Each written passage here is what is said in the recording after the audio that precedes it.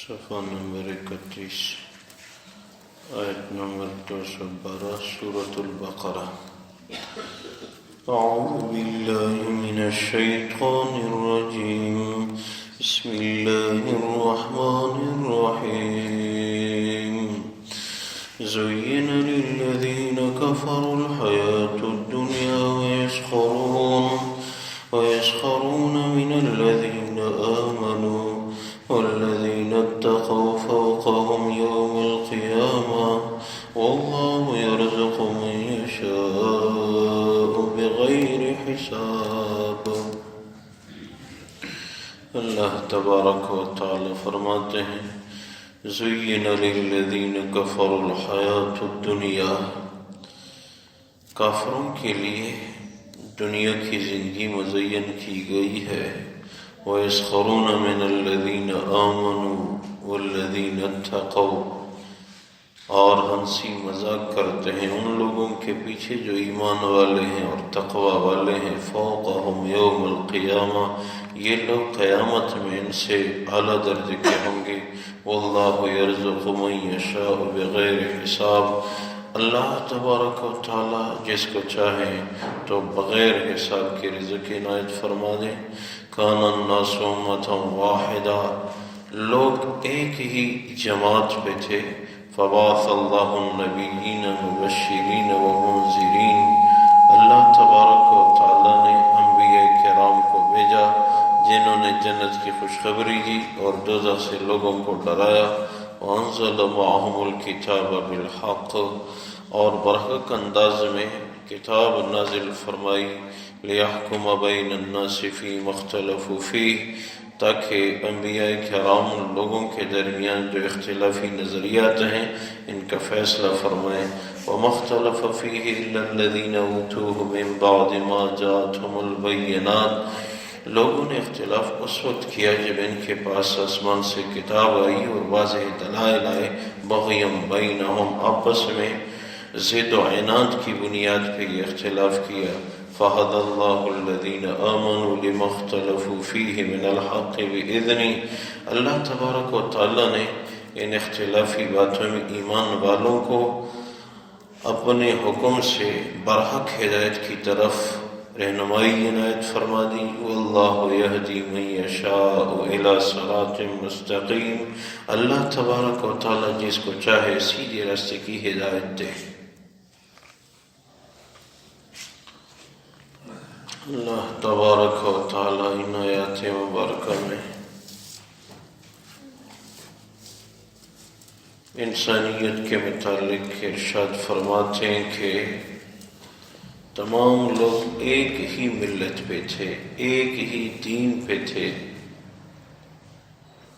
آدم علیہ السلام سے لے کے نوح علیہ السلام کے زمانے تک توحید ہی توحید کا رجحان تھا۔ نوح علیہ السلام کی کشتی کا واقعہ پیش آیا، اس کے بعد شیطان نے محنت کر کے ان میں باہمی اختلاف پیدا کیا، دین کے اعتبار سے مختلف ہو گئے، عقیدے کے اعتبار سے مختلف ہو گئے۔ تو اللہ تبارک و تعالی نے انبیاء کرام کو بھیجا جو مبشرین تھے، یعنی جنت کی طرف خوشخبری دینے والے، اور منذرین تھے، یعنی دوزخ سے ڈرانے والے تھے۔ یہ اختلاف اس وجہ سے نہیں تھا کہ انہوں نے حق کو سمجھا نہیں تھا، بلکہ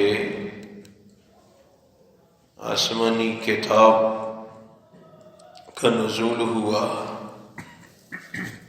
مختلف اوقات میں آسمانی کتابیں نازل ہوئی، واضح دلائل، اس کے بعد ضد و عناد کی بنیاد پہ یہ اختلاف ہوا کہ ہمیں یہ دین نہیں، یہ قبول ہے، ہم بتوں کی عبادت کرتے ہیں، کسی نے کام ستاروں کی عبادت کرتے ہیں، کسی نے سورج کی عبادت شروع کی، مختلف انداز کی عبادات کا صدور ہوا۔ تو انبیاء کرام نے ان میں محنت کی، نبی کے ذمہ محنت ہے، ہدایت نبی نہیں دے سکتا، ہدایت اللہ کے ہاتھ میں ہے۔ واللہ یہدی من یشاء الی صراط مستقیم، اللہ جس کو چاہے تو سیدھے راستے کی ہدایت دے۔ سلمان فارسی رضی اللہ تعالیٰ عنہ کو مجوسیت کی زندگی سے نکالا، عیسائیت کی زندگی سے ہو گزر کے اسلام میں آئے۔ کچھ لوگ یہودیت چھوڑ کے اسلام میں آئے، کچھ لوگ ستاروں کی عبادت کرتے تھے، وہاں سے دین اسلام کے ساتھ مزین ہو گئے۔ مختلف ادیان باطلہ سے لوگ آئے اور صراط مستقیم کے قائل ہو گئے۔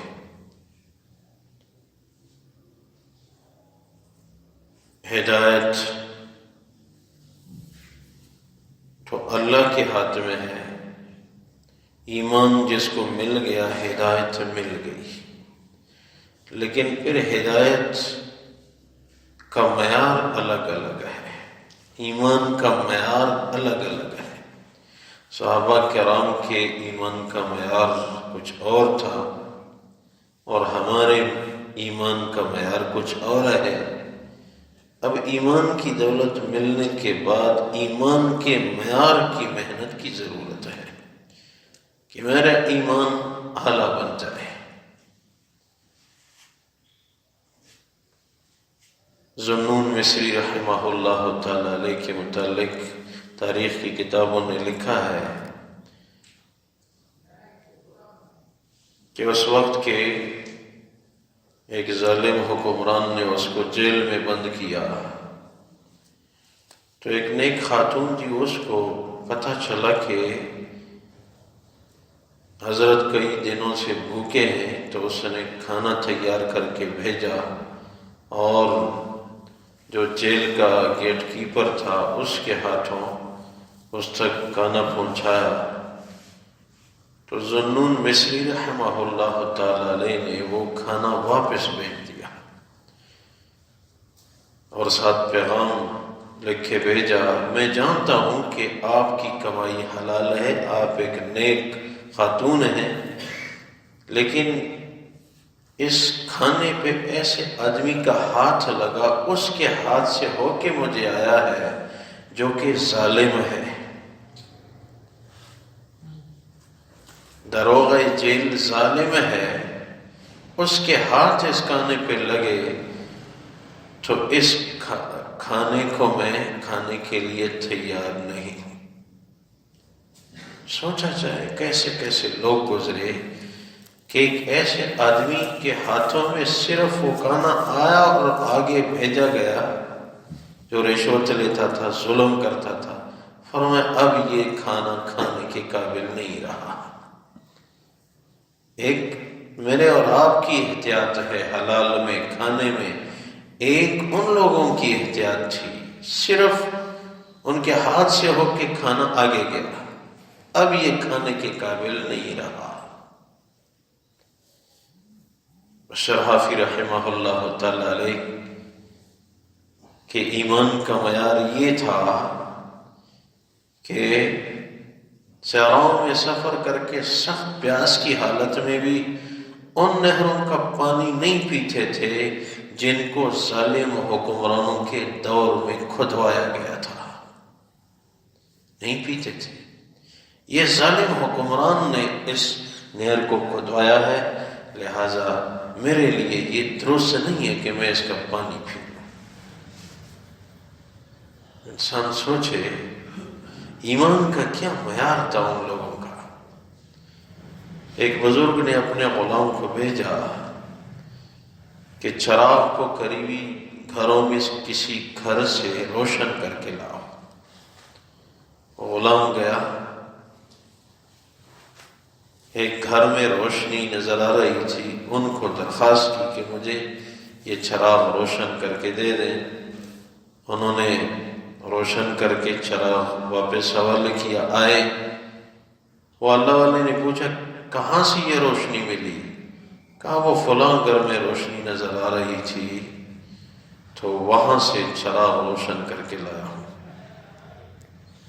اس نے کہا میں جانتا ہوں کہ وہ آدمی نماز کی پابندی نہیں کرتا،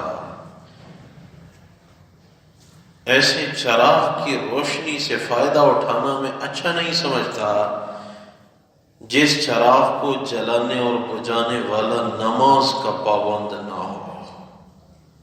مجھے اس چراغ کی روشنی سے فائدہ اٹھانا اچھا نہیں لگتا، اس سے چراغ نہ ہو وہی بہتر ہے۔ چراغ کو بجھا دیا اور رات اندھیرے میں گزاری۔ ان واقعات کو سوچا جائے تو دل میں خیال آتا ہے کہ کیسے کیسے لوگ اللہ سے ڈرنے والے لوگ دنیا میں گزرے۔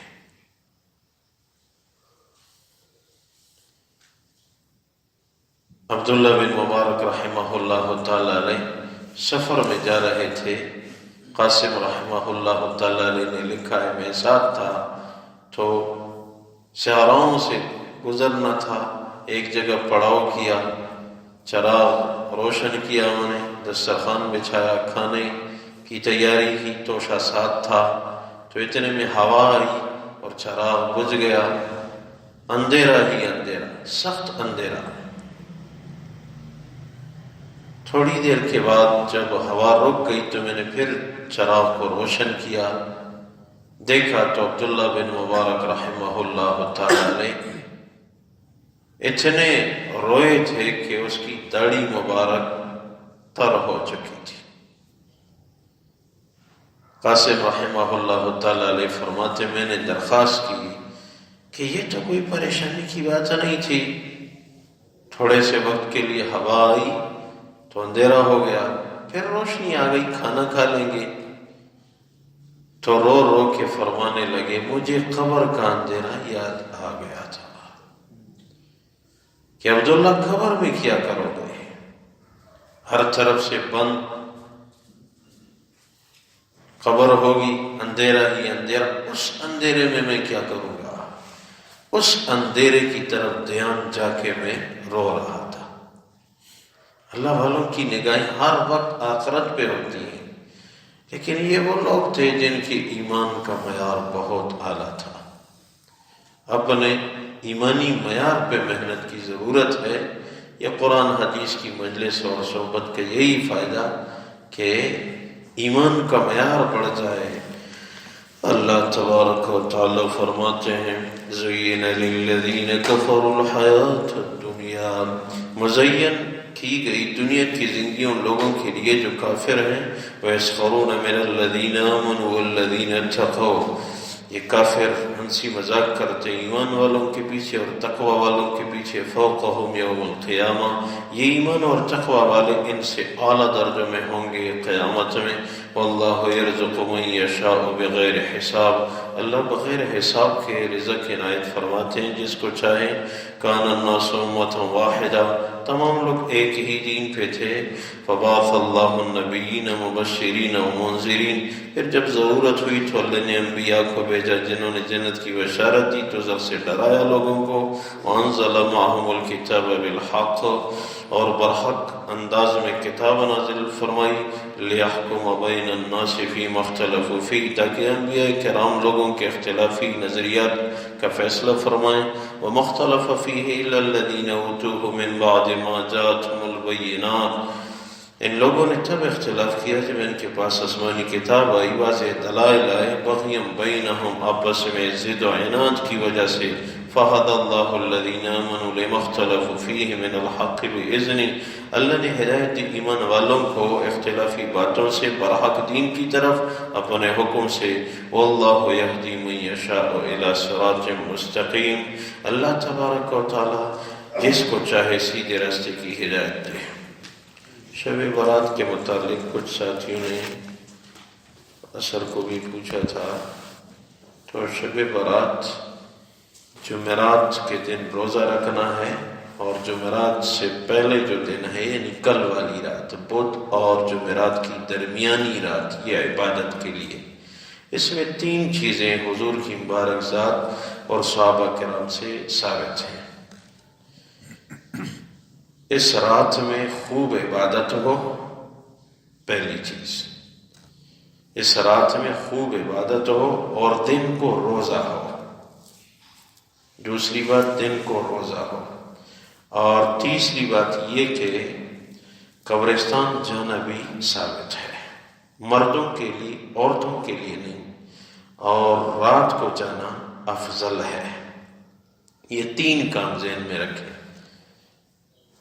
شب برات میں 3 کام حضور کی مبارک ذات اور صحابہ کرام عموماً کیا کرتے تھے: دن کو روزہ رکھنا، رات کو عبادت کرنا، اور رات کو موقع ملے تو قبرستان حاضری کرنا۔ تو جمعرات کے دن روزہ رکھنا ہے، اور بدھ اور جمعرات کی درمیانی رات کو عبادت اور ساتھ سحری بھی۔ تو یہ شب برات کے متعلق وہ گھروں میں بھی تلقین کریں، اور روزہ اگر اس نیت سے ہو یا اللہ یہ پریشانیاں دور فرما، تو یہ بہت بڑی بات ہے۔ اور واضح رہے کہ 15 شعبان کے بعد 1 رمضان تک روزہ رکھنا شرعاً نامناسب ہے، شرعاً نامناسب ہے، تاکہ رمضان کے لیے صحت تیار ہو جائے۔ اللہ عمل کرنے کی توفیق نصیب فرمائے۔ اے اللہ فضل فرما، رحم فرما، عاجزی عبادت والی زندگی نصیب فرما، امت مسلمہ کی حفاظت فرما۔ اے اللہ پریشانیاں دور فرما۔ حضور اقدس صلی اللہ علیہ وسلم کی مبارک ذات کی امت ہے، فضل والا معاملہ فرما، کرم والا معاملہ فرما، آخری خاتمہ بالخیر ہم سب کو نصیب فرما۔ ربنا آتنا فی الدنیا حسنہ وفی الآخرۃ حسنہ وقنا عذاب النار۔ كما آتيناهم من آية بينة، بنی اسرائیل سے پوچھو ان کے ہاں بہت واضح نشانیاں آئی تھی۔ وَمَن يُبَدِّلْ نِعْمَةَ اللَّهِ مِن بَعْدِ مَا جَاءَتْهُ، اور جس نے واضح نعمت آنے کے بعد اس کو تبدیل کیا، فَإِنَّ اللَّهَ شَدِيدُ الْعِقَابِ، بس واقعی اللہ تبارک و تعالیٰ سخت پکڑ والے ہیں۔ یا اللہ امت مسلمہ کو، امت محمدیہ کو درگزر فرما، اپنی رضا کے فیصلے فرما، فضل کرم والا معاملہ فرما۔ یا اللہ ہماری خطاؤں کو معاف فرما، اعمال صالحہ کو قبول فرما۔ یا اللہ ہم اپنی جرائم پہ توبہ کرتے ہیں، ہماری توبہ قبول فرما۔ یا اللہ اعمال صالحہ والی مبارک اطمینان والی زندگی مسلمانوں کو نصیب فرما، وطن عزیز پاکستان کی حفاظت فرما۔ یا اللہ حرمین شریفین مسلمانوں کے گھر گھر گلی گلی فرد فرد کو موذی امراض سے محفوظ فرما۔ یا اللہ آخری خاتمہ بالخیر ہم سب کو نصیب فرما۔ وما توفیقی الا باللہ علیہ توکلت و الیہ انیب برحمتک و کرمک یا ارحم الراحمین۔ یہ جماعت کے ساتھی جگہ جگہ پریشانی کی حالت میں ہیں، ان کے لیے دعا فرمائیں۔ مختلف مساجد میں مختلف جگہوں میں کو روک دیا گیا ہے اور تکلیف میں ہے، مشقت میں ہے۔ یا اللہ ان کو غالب و منصور فرما، حکمرانوں کو ہدایت نصیب فرما۔ یہ وطن آزاد وطن ہے، اسلام کے لیے آزاد ہے۔ یا اللہ ان جماعتوں کو آزادی کے ساتھ کام کرنے کی توفیق نصیب فرما۔ یا اللہ جو رکاوٹیں ڈال رہے ہیں ان کو سمجھ فہم نصیب فرما۔ ربنا ظلمنا انفسنا وان لم تغفر لنا وترحمنا لنكونن من الخاسرين برحمتك وكرمك يا ارحم